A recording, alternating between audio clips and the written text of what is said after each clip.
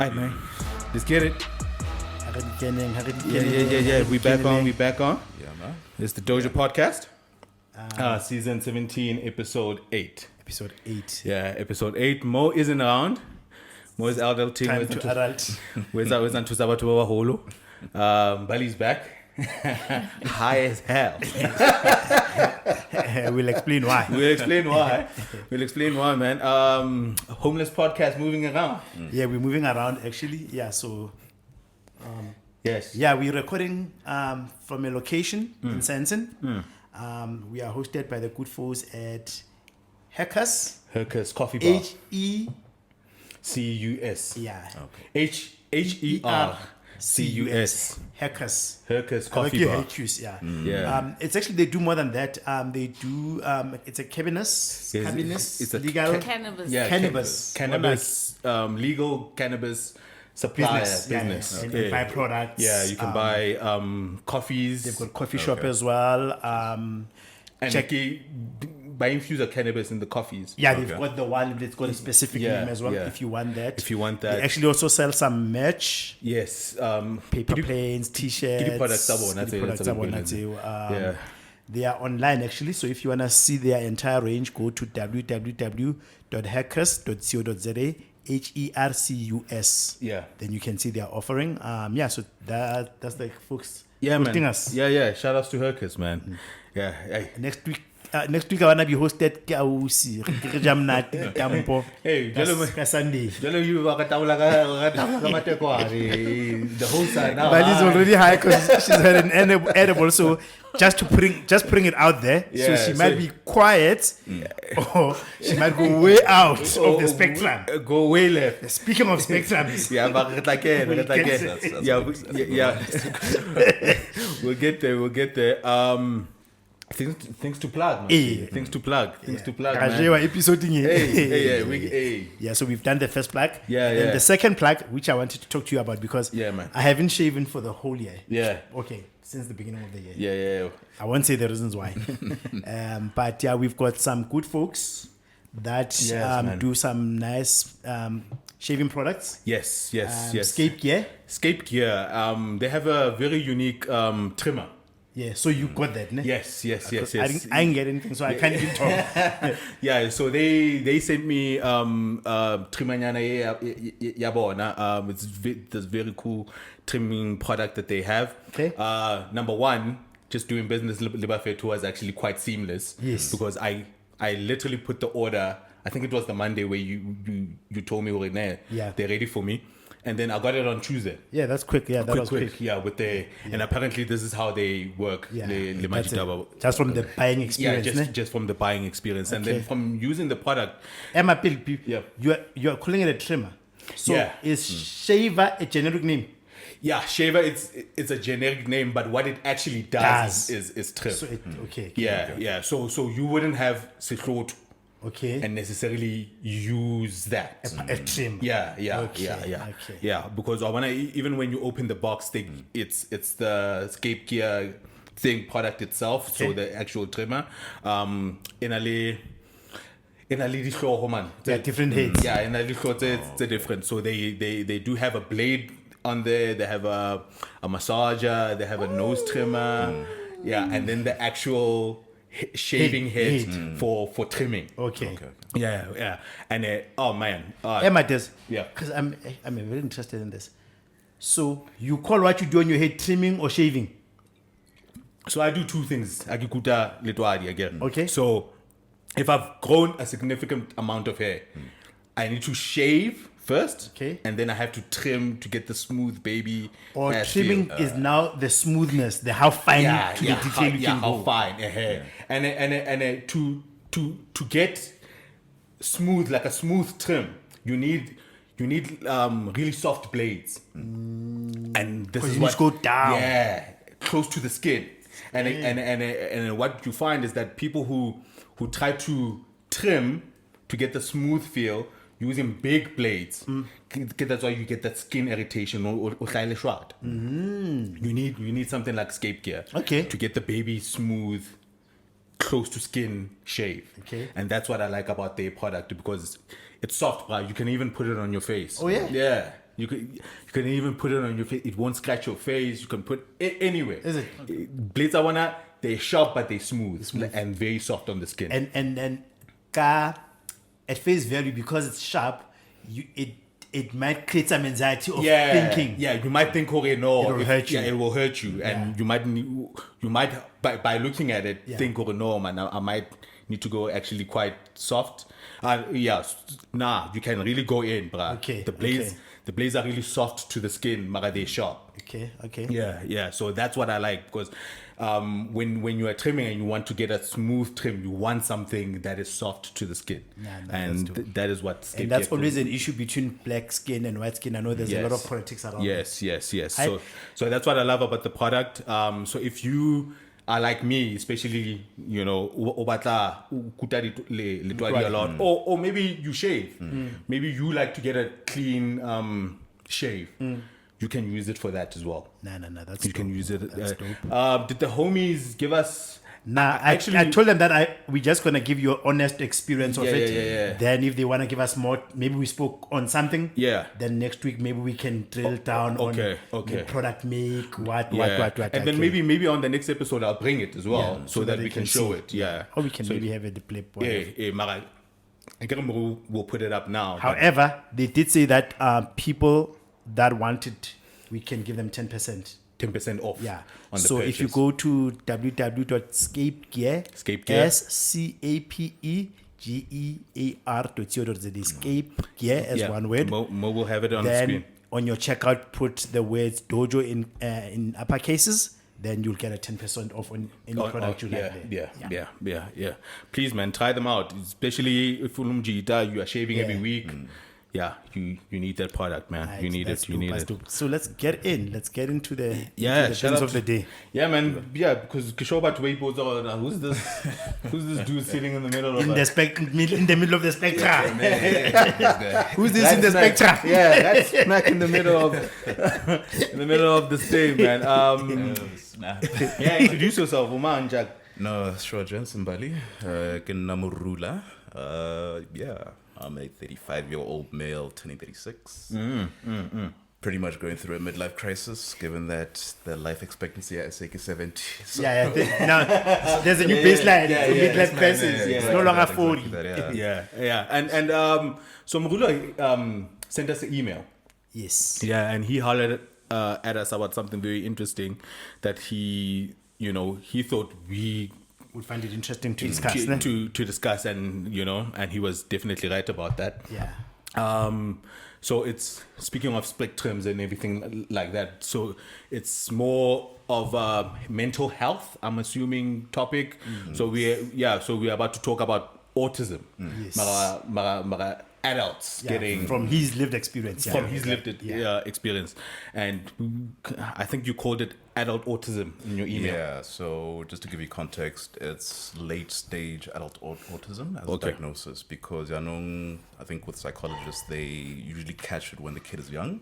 Okay. Yes. Okay. So in the developmental years where they're not verbal, they have repetitive behaviors. Yes. And all of that, right? Whereas with the adult autism, it's a later diagnosis in life where it catches you by surprise. So but we'll get into it as you ask questions, as you engage. Because I think, just to start us off, if we could maybe just hear how you found out. How did you find the trigger line? What was the trigger? Okay, something is up. Yeah, and maybe I need to talk to somebody, and then that person tells you what you got. Or since also Northwest, as Batswana would say, oh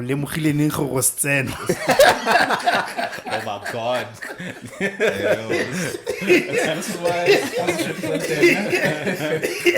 Because we're gonna talk about that, because we have a generic name for culture. Yeah, but we'll get into, and also demystifying shit like that. You know what I'm saying? It's been a while. But when did you realize within yourself, or hey, maybe something is up? So this happened around September August last year. Okay. So it was in hindsight, or in retrospect, it was triggered by a stress event, right? Which was the passing of a very close family member, right? And I had to go on a trip to one of the North African countries for work. I've been working hard, just like grinding. And then I found out, no, man, something is up because I'm acting out of character. Like, I'm speaking over people, right? I'm just, like, I want to get stuff off my chest and just let it be. I don't let other people speak. Again. So And then this is happening during a work thing. during a work thing, yeah. So I'm going through that. But the only time I caught it was landing back in SA. Because when I was in the plane, I had to reflect, no, man, why is it that I'm becoming more sensitive to light? Why is it the case that I'm becoming more sensitive to sound? Nah. And then also, I was just like, I was agitated. So I've been on a mental health journey, just to give you further context, for about the last 10 years. Okay. So I've gone deep into the different conditions that people can experience or go through. So I basically used my experiences prior to that. Okay, this is what I've experienced thus far. Why am I acting out of character? I've read about autism before, but I was like, no, these are the marks that are coming up. So when I landed back in SA, I just had, for me, a personal panic attack because I didn't understand what was going on. As I land, I just say, okay, what do you look for in SA for adult autism or anything like that? I did a Okay, quiz. just to take you back a little bit. So this panic attack that you had, how did it manifest physically?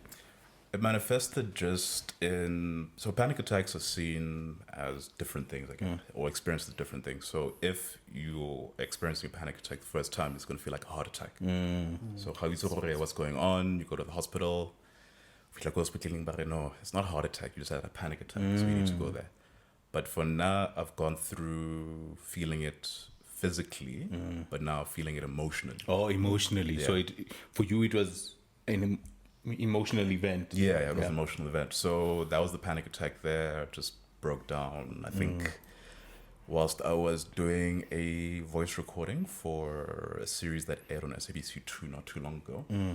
So yeah, that's where I was like, nah, man, something is up. I need to actually just check and see what I need to do to solve this. So my first course of action was just basically to look for any spectrum centers around in SA. Okay. Which there's one in Randburg. The little quiz ring, how do you behave in these situations?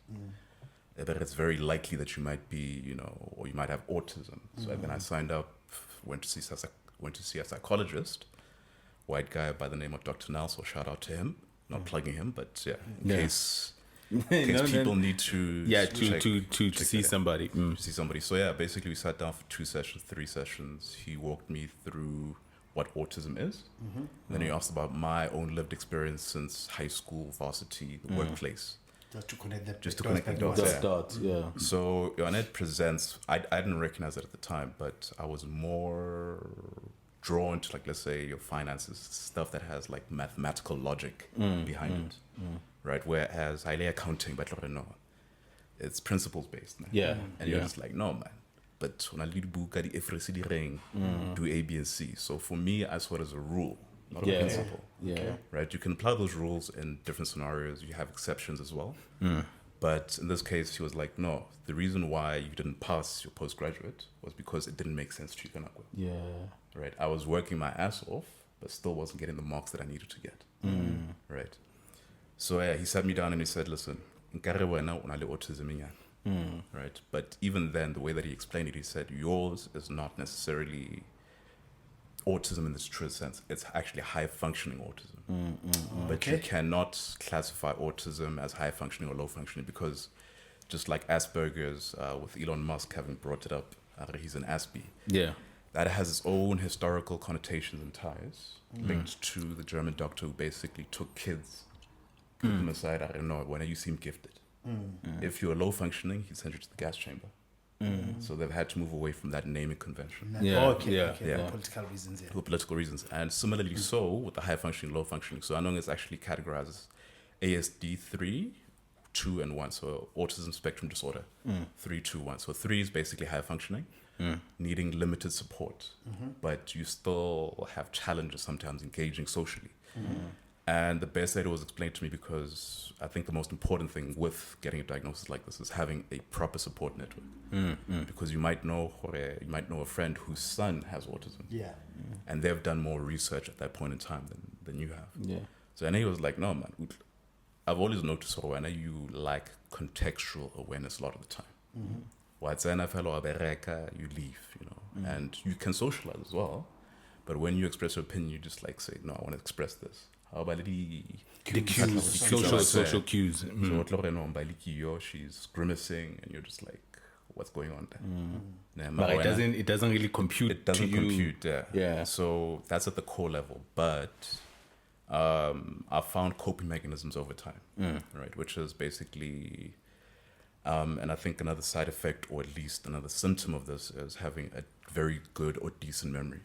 Yeah. So I used to watch a show called Lie to Me with, what's his name? Something Roth. Basically, he used to read micro expressions. So I was fascinated by that, and I got into that. No, this is what it means. If I say something and your face does this, okay, that's the wrong answer. Let me go this way. So I had to adapt over time. Yeah.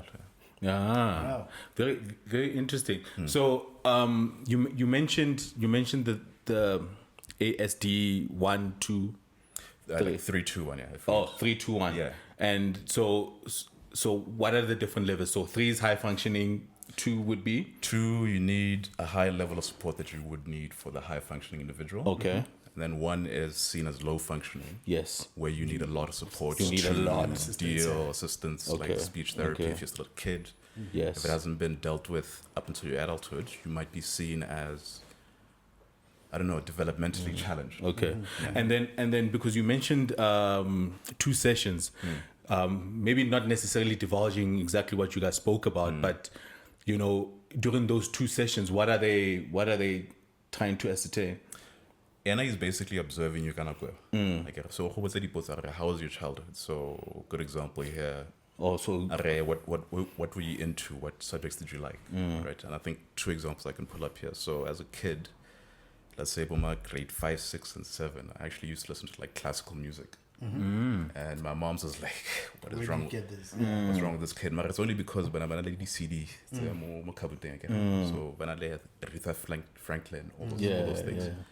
I took a liking to the classical music because I was like, okay, this seems a bit more chilled.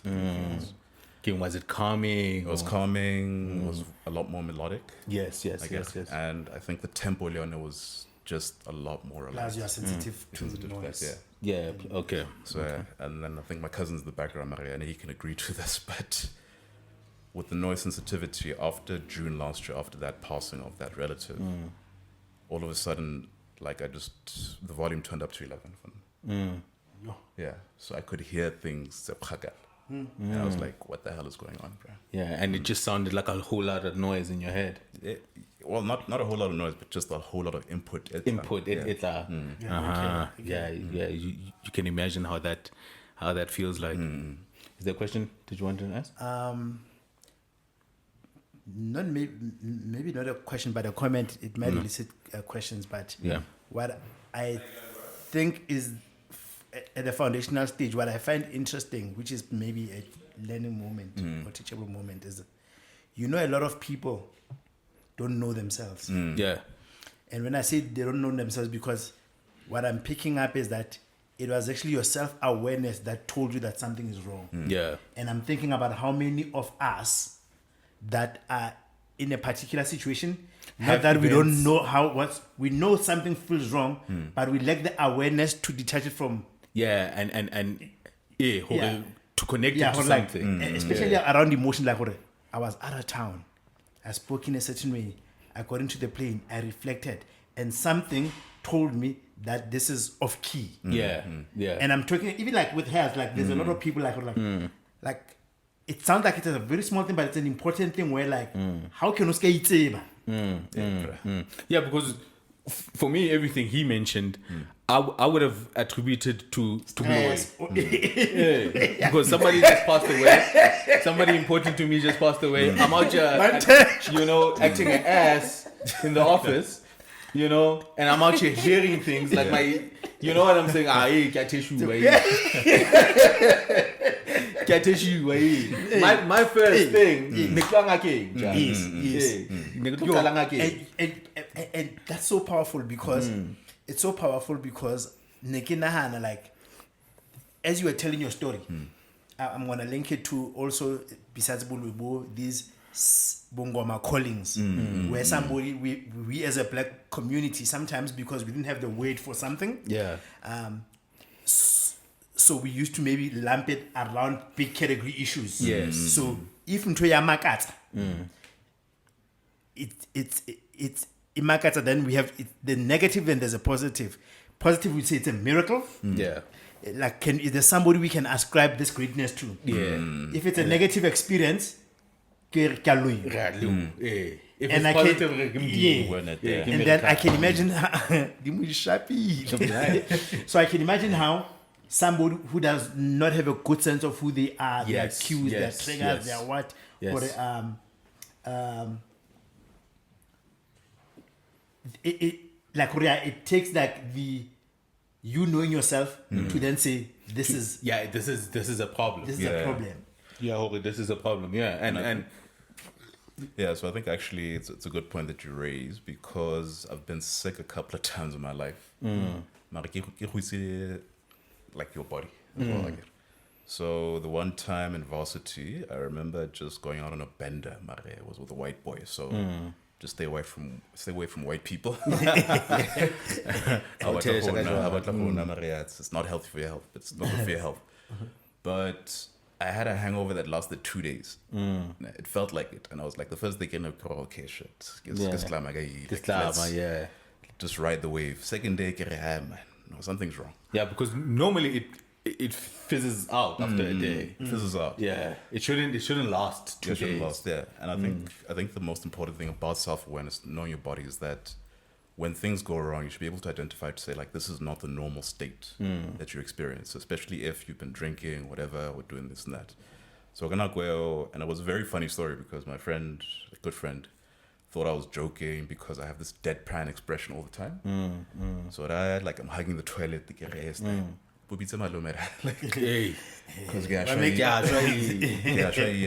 my uncle's a doctor. I think he's well qualified doctor. I gave him the list of symptoms. This is what I'm experiencing. I've got the shakes. I'm experiencing this and that. Okay. Is the hospital nearby? Yeah. No, chief. Yeah, go like a private hospital. So when I even 10 years ago, it was a bit of a challenge there. Yeah.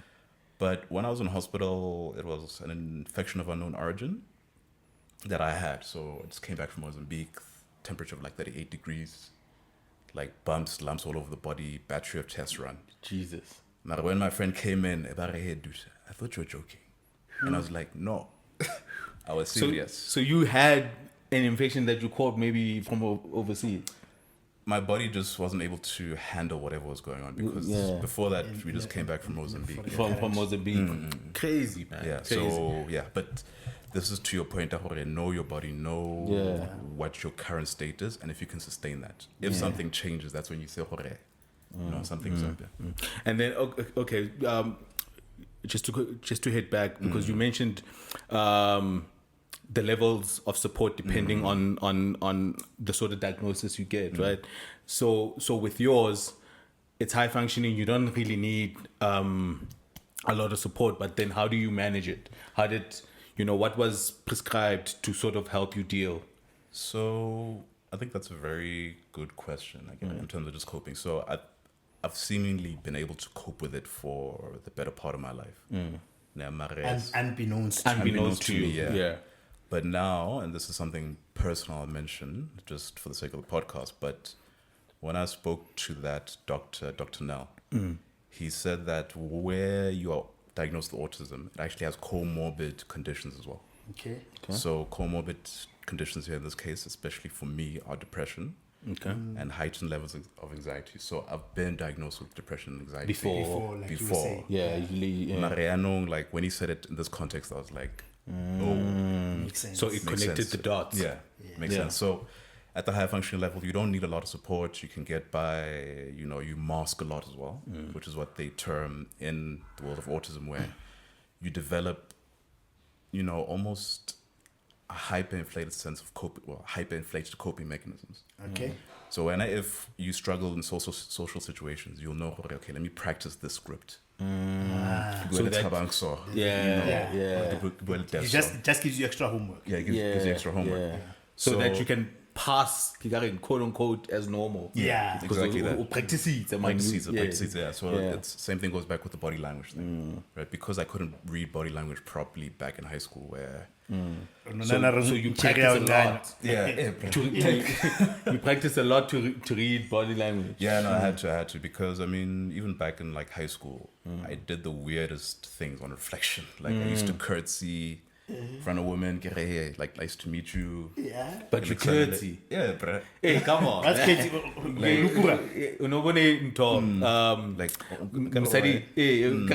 Like to curtsy, man. Like you bow. Okay. That provoking. Sure. Yeah, so That's went to a good school, you see. It's not like now I went to a comprehensive combined seniors. give yourself no credit. Yeah. Okay. No. I feel you. So basically, it happened there, and then let's say in varsity, again, weird kid. I made friends with like this one guy, tall dude. Came from a good school. Now he's got a good position at one of the local banks. Yeah. Mare, his charisma was on point. Yeah. That's why high school, that's another university. Now It's sort of awkward. I was like, I've got 3 A's and like the rest B's. Everybody else, but I don't know. You've got 8 A's. Yeah. Like it's chill. Yeah. But Yeah. what happened is a coping mechanism is that I closed myself off. And if anybody ever said anything like that was acerbic for me, I'd just pull the zap sign. Like just give me my space. You can get space. So I want to say that like the lack of social integration at that level even showed and then once you get into like the workplace, it becomes a different story altogether. That's when you start like accelerating your own coping mechanism. So now, in order to help, did they prescribe any medication, or is it just you now knowing what's causing it, helping you to know, okay, no, this is me now just using a coping mechanism. This is, So look, I've been on medication for the past 10 years. Yeah. So that's just my own journey. Yes. I know it's like to say that you've got the diagnosis, you understand what's going on. Yeah. How then do you cope? You need, in some instances. So, and when you say medication, sorry, just to cut you off, Kibo, I agree, like managing the byproducts, like body depression, so antidepressants, things exactly like that. Okay. So I've already been on that. Now it's just the way of saying, this is your diagnosis. How then do you deal with it out there? How do you deal with it? And I think, the most critical thing to mention here is that after getting diagnosed, I had a seizure in December. But that was just caused by overstimulation, a whole lot of stress, right? And trying to reintegrate yourself back into, like, let's say, a normal crowd. Normal setting over a prolonged period. It's very difficult. Even the doctor was like, hey, Chief, why do you keep putting yourself in these situations where you're going to feel a certain type of way? So basically he was saying, become more aware of your surroundings, become more aware of where you place yourself. And understand what your triggers are then, so that you can avoid similar episodes. You can avoid similar episodes of breakdowns. Yes. And then just tweak it. Yeah. Because I'm assuming, Jorge, now you being aware, you'll be able to maybe like notice a situation, or okay, this might trigger me. Yeah. And then it's either number one, you avoid it, or you sort of try to manage. Exactly. 100%. Yeah. So it's either you inform the people, maybe if it's a situation where you are involved about, maybe you tell the people, guys, how lo so nag agno pasa sharp wabo, so that people are also aware about what's happening with you, and maybe sort of try to adjust, because I'm trying to figure, on your daily, because you can't always avoid situations, especially stress at the workplace. This pandemic, You know what I'm saying? But then how do you, either manage it yourself in order to manage around the stressful workplace situation, or is it involving HR to say, guys, this is what I've been diagnosed with. Yeah. Maybe in my department, I can say, how did you? No. So I'll bring it down into I'll break it down into two separate areas, right? Yeah. It's first the social aspect, Yeah. and then you get to the work aspect. So Yes. in the social aspect, let's say like I don't go into like the Mall of Africa's anymore, or Foy's Mall, because it's just the whole like there's a lot of people, obvious stimulation. So now I prefer more so body blast. Body plus open air malls as well. Yeah. So it's what's an store inside Adidas. Yeah. So it's in and out. And I know if I need to go to Foy's Mall, I just put on noise cancelling headphones. And I just because I've got the Sony XM5. Yeah, it's a cancelling noise. Cancelling noise properly, because they the whole science of noise cancellation, they work perfectly for me. Yeah. Because they just block out a whole lot of noise. And The whole noise, Phoenix. And when I was like he creeps up when we go high, like let's say I'm doing the ironing. Yeah. Just comes up behind me and I'm just like, I don't hear him at all. You don't hear nothing. Everybody here, chief, and I'm just like, hey, dude. Lights or something. So those are really good ones. I'm gonna read the name of those things. Yeah, I'll give them to you. So there's that. And then in the workplace, it's just usual stress management, right? So what was recommended by the psychologist that I saw, the specialist or ASD or autism spectrum disorder, he said, you know what, like you need to ask for special workplace accommodations, right? So be it the case of officing, noise cancelling headphones, but maybe for a certain amount of time during the day. Yeah. Nah. So that when you can just focus in and not get distracted, because the other thing as well is that with having that higher perception to input, you'll get distracted easy. Yeah. Especially by chatter around the office. Yeah. So that for me is a lived experience. Trying to approach HR, no, this is what's going on, this is how we should approach it. And I mean, look, in the prescripts of the Employee Equity and I think it's the Employee Equity Act, they make provision for things around workplace accommodation. So if when you are recommended or you're given recommendations around what it is that'll make your office environment a bit more accommodative to you, they can do that. Yeah. I get. The alternative is if you work in a more flexible work arrangement, you can at least go work from home for about 2 to 3 days, out of the 5 days, and then just be in your own space, focus work. And another 2 days, you just reintegrate back into the office. Yeah, because that would be important, because you don't want household body review. No, but I'm fit with antisocial. And that's Yeah, mangamlana ba re promoter ka re ha ona visibility. Yeah, index. I'm visibility. When I go in a meeting, what? I'm avoiding meetings, bro. You're not avoiding meetings, but you're trying to find alternatives. Yeah, I'm trying. It's I'm not trying to be in these stressful situations. You know what I'm saying? But it's not like you avoid a spot. Next. So I wanna get us like yes, please. Okay. Even when your managers are looking at your place in their team. Yeah. Babo no man. Maybe Morula is my workhorse. He might not be as social as my other team. You know, maybe I might not need to put him in these sort of situations that will, you know. So if your direct manager knows that, you know what's happening with you, it doesn't necessarily then affect then how he views your performance. Yeah. Yes. And he knows what would work best for you as part of his team. You know what I'm saying? Yeah, and I think you hit the nail on the head. So the most important thing in that dynamic is gaining an appreciation of mental health. Just period. Because At a broader level. Yeah. Because if it's depression, the bottle opener. No,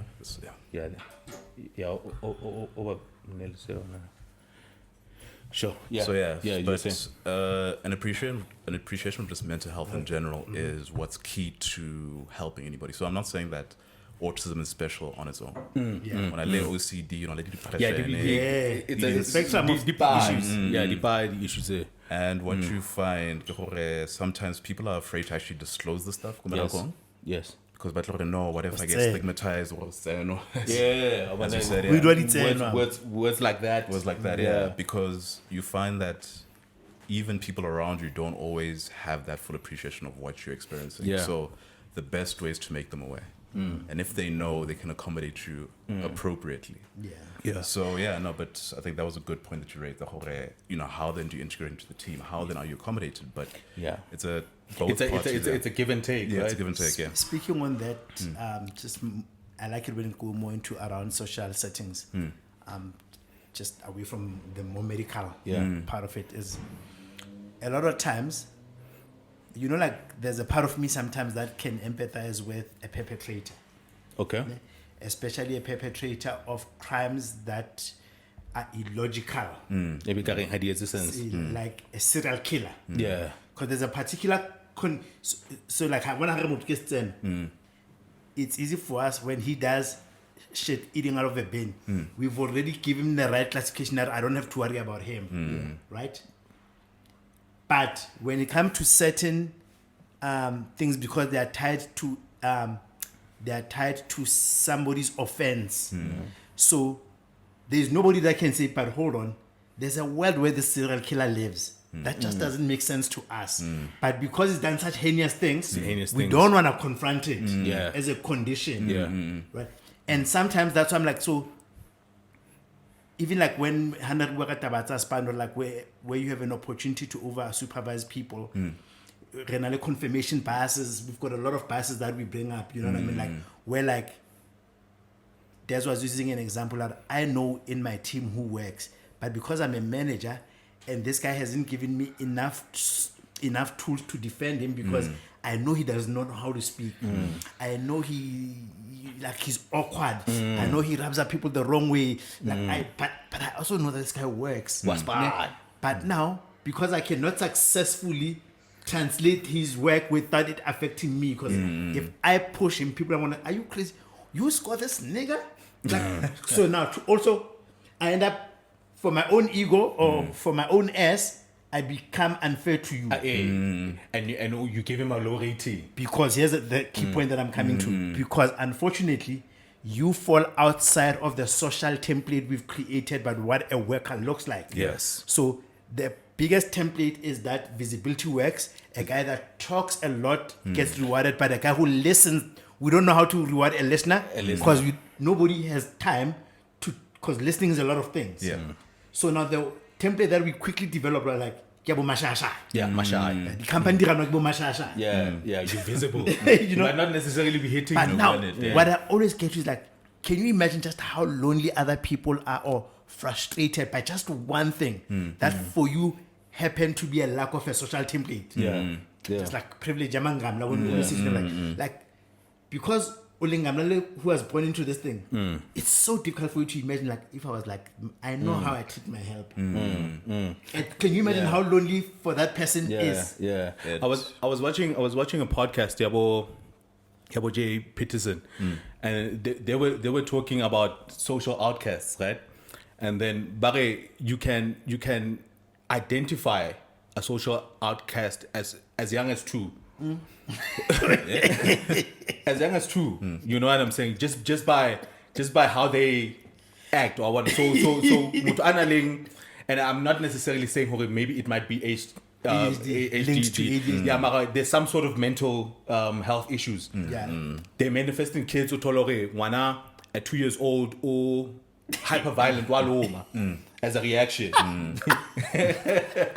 Because it's a wild reaction for a kid. Like it's wild, bro. And I don't know how many times. But I hate the fact that these niggas are high. Well, they true. But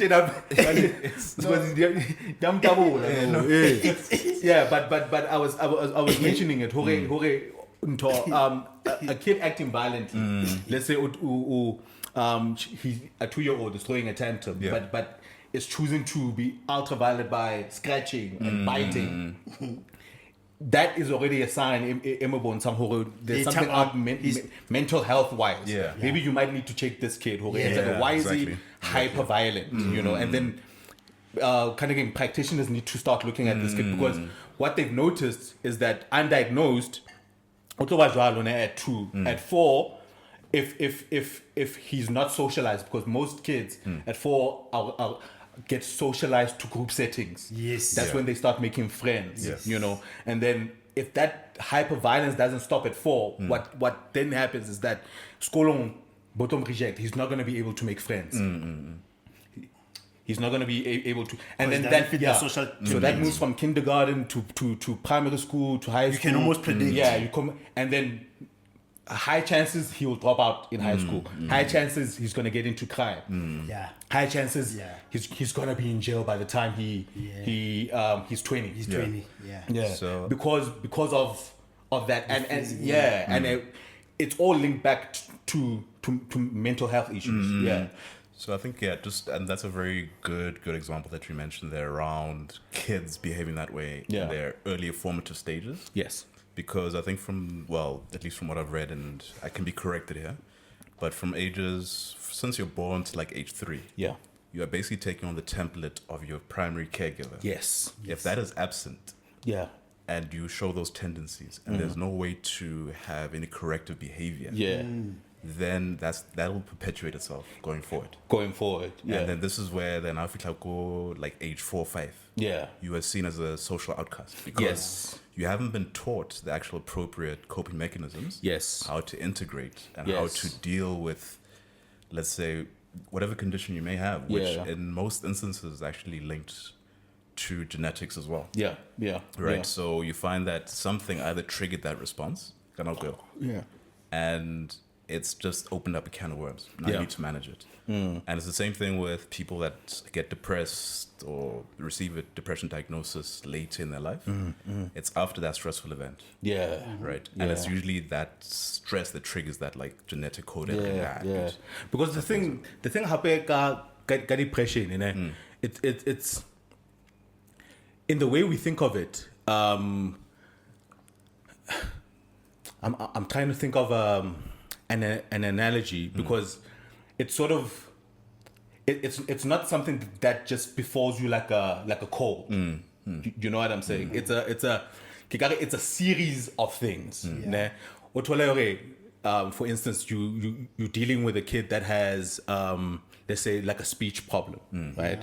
And because the issue is the speech, but then it manifests in a certain way, then he starts getting rejected at school, he can't make friends, and then it triggers something that leads him down this spiral. You know, and is then, you know, and this is when I'm talking about not people who are chronically depressed because of hormonal issues.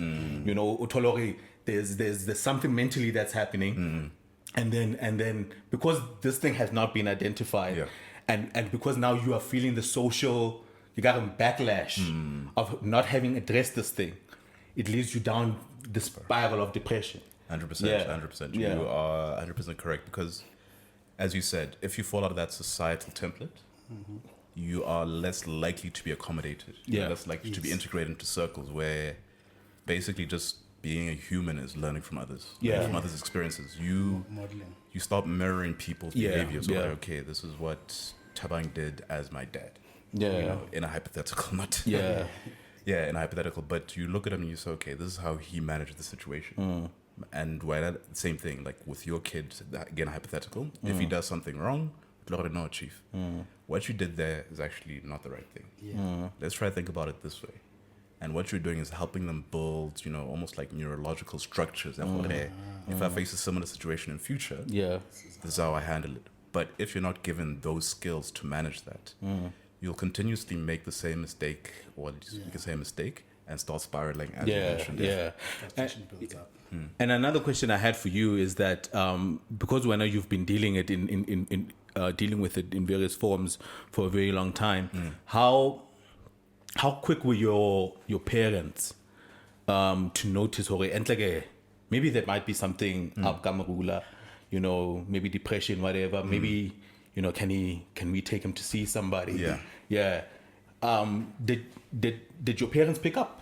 No, they didn't. And I think, look, it's also a generational thing. Yeah. So remember that mental health only became prevalent getting millennials now. Yes, with us. With us, yeah. So the previous generation wasn't actually afforded those resources to learn about mental health. Even if you were a doctor or a nurse, you basically just focus on what you had to do. And then if you look at the black experience, you didn't have resources to actually learn about this even properly. Yeah. And to deal with it. To take your kid to like a psychologist. How do you do this? So Catch the rest of this episode on Patreon. The Dojo.